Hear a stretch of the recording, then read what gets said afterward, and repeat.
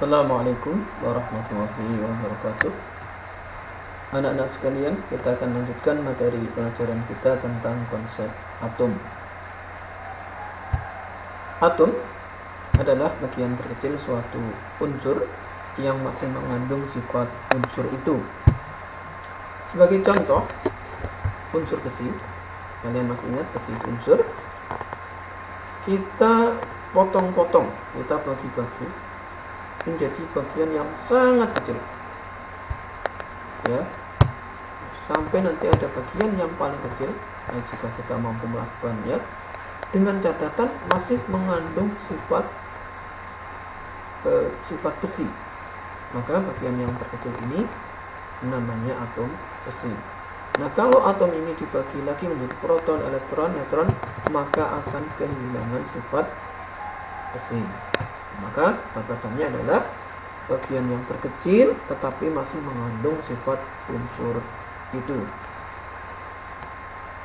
Nah, atom modelnya ini mengalami perkembangan dari masa ke masa, sampai nanti pada konsep atom yang modern yang sekarang diakui.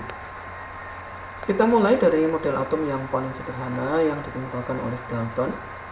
Pertama, materi atau benda bersusun atas partikel-partikel yang paling kecil yang disebut dengan atom. Menurut Dalton, bentuknya adalah seperti bola kecil yang berukuran sangat kecil. Yang kedua, atom-atom suatu unsur ini bersifat identik. Identik itu sama. Atom karbon sama dengan atom karbon, atom besi sama dengan atom besi. Namun menurut Dalton, untuk suatu unsur yang berbeda, untuk unsur-unsur yang berbeda, maka atomnya juga akan berbeda. Jadi yang identik atom besi dengan besi, misalnya ini karbon dengan karbon. Kemudian masih menurut Dalton, atom besi ini tidak bisa diubah menjadi karbon, karbon tidak bisa diubah menjadi atom unsur yang lain. Kemudian dalam suatu senyawa ini terdiri atas dua jenis atom atau lebih dengan perbandingan yang tetap. Misalnya asam klorida itu perbandingannya hanya 1, klorinnya 1. H2O hanya 2, O-nya 1, ya, itu selalu tetap. Kemudian pada persamaan reaksi, menurut Dalton, yang terjadi hanyalah penataan ulang. Jadi susunannya saja yang diganti-ganti, dipindah-pindah. Nah, maka karena hanya dipindah-pindah, dengan demikian masanya secara keseluruhan akan tetap sama. Dengan demikian, maka salah satu kelebihan teori Dalton adalah bisa membebaskan hukum kekekalan massa. Juga tadi bisa menerangkan hukum perbandingan tetap atau hukum Proust. Namun kelemahannya, Dalton pertama tidak bisa menjelaskan sifat kelistrikan materi. Jadi bagaimana sifat listrik dari benda itu terjadi tidak bisa dijelaskan dengan konsep atom dari Dalton. Yang kedua, Dalton hanya menjelaskan atom-atom bisa bergabung, tapi bagaimana bergabungnya ini tidak bisa dijelaskan. Juga selanjutnya, Dalton hanya menjelaskan bahwa atom suatu unsur itu identik, kemudian berbeda dengan unsur lain. Tapi perbedaannya seperti apa? Apakah ukurannya, apakah masanya, atau apa yang membedakan? Ini tidak bisa dijelaskan oleh teori Dalton. Kemudian pada masa berikutnya ini berkembang teori yang dikembangkan oleh J.J. Thomson, didahului dengan penemuan elektron oleh J.J. Thomson yang bermuatan negatif, ya, elektron ini bermuatan negatif. Maka kemudian Thomson mengajukan teori baru, ya, bahwa atom itu berbentuk seperti bola yang terjal, bermuatan positif, kemudian di permukaannya tersebar muatan-muatan negatif dari elektron. Karena tadi Thomson sudah bisa membuktikan bahwa materi tersusun atas juga muatan negatif yang kemudian disebut dengan elektron. Menurut dia ini seperti muatan positif, kemudian di permukaannya tersebar muatan negatif. Ini seperti roti yang ditaburi kismis. Maka teori J.J. Thomson ini bisa dimudahkan dengan model atom seperti roti kismis. Kemudian pada era berikutnya ini Rutherford melakukan suatu percobaan dengan menembaki lempeng emas yang tipis dengan partikel alfa.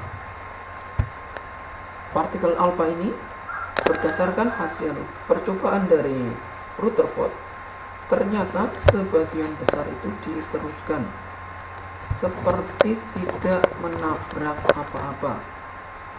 Tetapi ada yang menarik, yaitu ada sinar yang dibelokkan, bahkan dipantulkan, ya. Nah, dari hal yang dipantulkan ini, kemudian si Rutherford berpikir bahwa ini tentu menabrak sesuatu yang keras, ya, menabrak sesuatu yang keras. Maka sesuatu yang keras itu kemudian oleh Rutherford dinamakan dengan inti atom. Nah, model atom Rutherford ini seperti ini, ya. Di tengah bagian merupakan inti yang bermuatan positif. Kemudian ada ruang kosong yang lebar. Kemudian ini dikelilingi oleh elektron pada jarak yang cukup jauh. Elektronnya bermuatan negatif. Inti bermuatan positif, elektron bermuatan negatif.